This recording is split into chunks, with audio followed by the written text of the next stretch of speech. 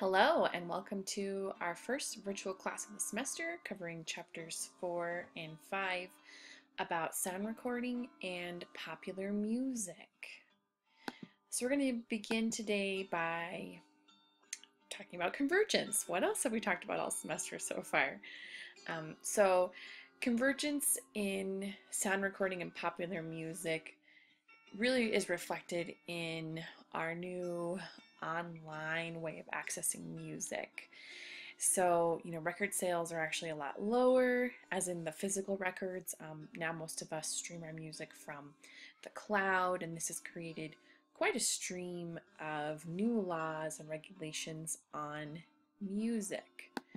But let's step back in time a bit and kind of look at the rocky relationship that's always been between records and radio.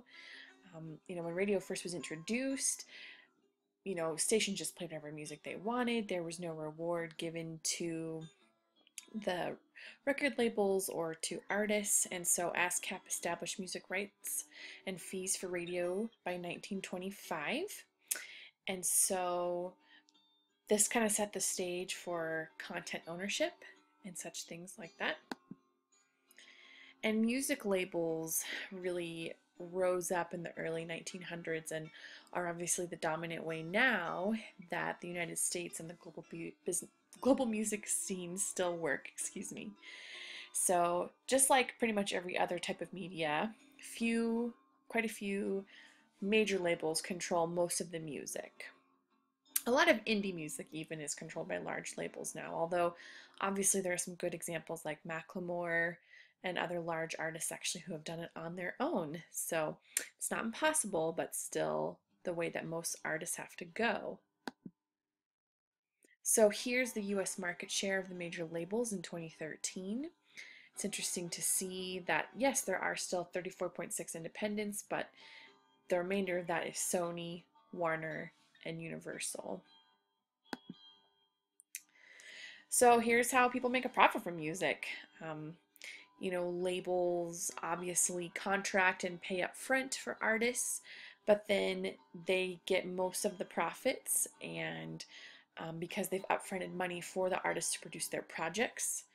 And so here's a breakdown of where the money goes on a 1798 CD with 10 tracks. The songwriter gets nearly $1, the label gets almost 10, the artist gets nearly $2, and the retailer gets a little bit over 5. And then there's a similar pie breakdown, as you can see, for the digital download singles, like from iTunes. And then here's internet radio, which is great to look at. So Pandora, Slacker, Spotify, any of those features you might use. Music label gets 50%, featured artist gets 45%. So a lot smaller of impressions, but a lot of artists still choose to use these types of mediums because it gets their music out there and they get a little bit of money from it as well. So here's a stream subscription service. Here's Spotify, I'm sorry, more than the previous slide. So this is where users are usually paying a little more, or at least paying for ads, but still a pretty similar breakdown to what we saw previously on internet streaming radio. And then here's online video services like YouTube or Vimeo perhaps. So $1 per 1,000 videos played goes to the record label.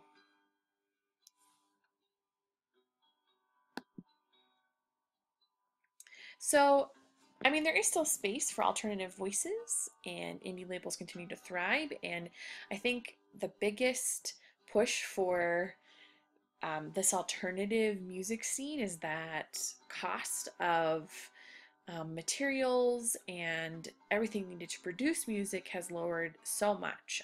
Like for example, my dad has always been into producing music, and in the 80s and 70s he had put thousands and thousands of dollars into equipment and was producing music for small local bands. But now that same quality of music he had put all that money into could be produced with one laptop and maybe one nice microphone. So it's interesting to see how this is shifting the music landscape and, in a sense, making it harder sometimes for people to break out because there are so many more songs and recordings that most people are actually having to go towards old-fashioned touring and meeting people face to face to get their music out there. So there's a big section of our chapter that covers like the rise and fall of different genres, and our discussion prompts covered those. So we won't, beat all of that with a dead horse, and we're going to talk about it on Thursday. But I think it is good to talk about this idea that popular music maybe can uphold an idea of free expression. At least that's kind of how we idealize music, and so that's a question I'm going to ask you on Thursday is, do you really think that our popular music that's controlled by these large labels, is it a vehicle for free expression? And maybe we can talk about some examples for or against that idea. Okay, chapter 5, looking at popular radio and the origins of broadcasting.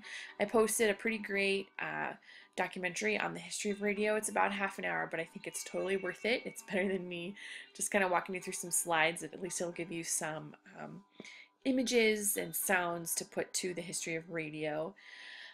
So for this lecture, I really would like to highlight the idea of how the government has helped to regulate radio and why that has been a good thing and sometimes a bad thing, but also just how it has shaped our radio as it is today. So the Radio Act of 1912, this was established in, obviously the early 1900s, but in response to people tapping into radios and beginning to use airwaves just like they wanted to whenever they wanted to. And there were actually quite a few shipwrecks where, those ships could not use radio waves to get a hold of rescuers or the Navy to come and get them. And so that's when the Radio Act of 1912 was established, requiring licensing. So this basically meant that, hey, if you're going to have a radio station, you need to work through the government, because actually now the government owns the radio. And this was even more enforced during World War I, when the Navy took control of radio. And so this whole idea of, hey, radio should serve American interests kind of came about, and you see that echoed in our laws still today about radio. So the Radio Corporation of America was formed and became a monopoly, and gave the United States almost total control over the emerging mass medium of broadcasting. And so the RCA is still a mediating organization in radio today. So the Radio Act of 1927 was another landmark law, and basically it created the Federal Radio Commission, which has since become the Federal Communications Commission. And the FCC is still very involved today in violations and policing and making sure that, stations are upholding their licensing. And this is where this whole idea of public interest comes back into play, of serving American interests. Radio is unique as a medium because it really is used a lot to, convey danger, to be a format for democracy. Like there's a certain percentage of radio stations that are required to broadcast political debates each year. And so, yeah, it's just an interesting dynamic between, private businesses making money off of the airwaves and the government owning the actual, the actual numbers on the dial of the radio. And so, the FCC went after networks in 1941 and outlawed the practice of option time, which essentially meant that, these radio stations would skew towards political opponents, one or the other. And also the FCC went after huge monopolies of radio stations and tried to break them down a little more. Okay, so I want to talk about a little bit of how radio has evolved over, the last 50, 60 years. In the golden age of radio, that's when we hear of, families sitting down together in the evening or prime time to listen to stories each week. This is the beginning of variety shows, of quizzing shows, and at this time, a lot of the shows only had one single sponsor. So instead of you know, a barrage of advertisers, the announcer would live time introduce the sponsor and almost perform a commercial skit. And in a lot of ways, radio was a cultural mirror. An example of this is the Amos and Andy show from the 1930s. It did stereotype black characters as shiftless and stupid, but what's interesting about the show is that it really established this idea of a serial show, and this really is what TV ended up being based off as well. So people would listen to these serial comedies and dramas and mysteries, and then they got that fix, quote unquote, through TV later when TVs began to show up in American homes across the nation. So another reason why we have the FCC and a lot of control of radio waves is the authority of radio. And so the War of the Worlds, I'm sure we've all heard of this before, but just briefly, just the broadcast by Orson Welles on Halloween Eve in 1938. It was a mock news program that actually created real panic in New York and New Jersey. So it prompted the FCC to call for these stricter warnings before and during programs imitating the style of news radio, to be like, hey, this is a dramatized story, this isn't really happening, because people really trusted what the radio had to say to them. Radio also shifted dramatically again when radio devices became smaller and more portable. So think about radios coming into cars and even small pocket radios. So radio audiences expanded dramatically. And this was good news, right, for radio stations and for music creators alike. And so this led to continued formatization of radio. So kind of what we have today, the top 40 idea of playing songs that are the most popular, formula-driven content, rotation, this whole idea of helping give audiences to particular artists. And once you've kind of hit that top 40 format, you know, you've probably made it in a lot of ways as a music artist. So I thought this was great. Most popular US radio formats, ages 12 plus.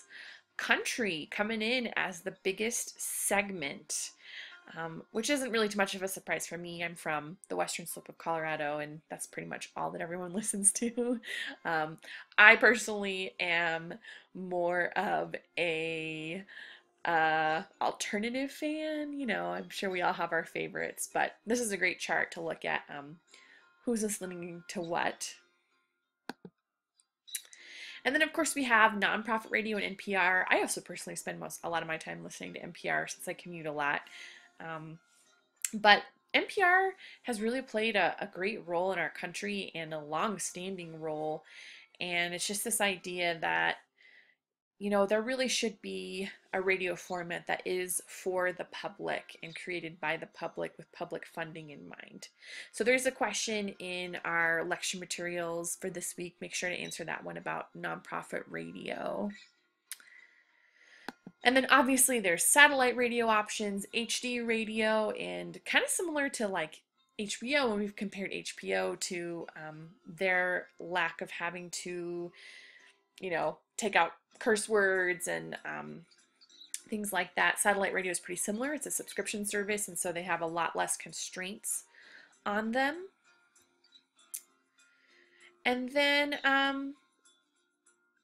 yeah, I think the last thing I kind of want to address is this idea of radio and democracy of the airwaves. And so I just want to leave you with that to think about. Do you think radio really does support democracy? Should we have all of these regulations like we do? And should radio really be required to serve the public interest? All right, that's it for now. Talk to you soon.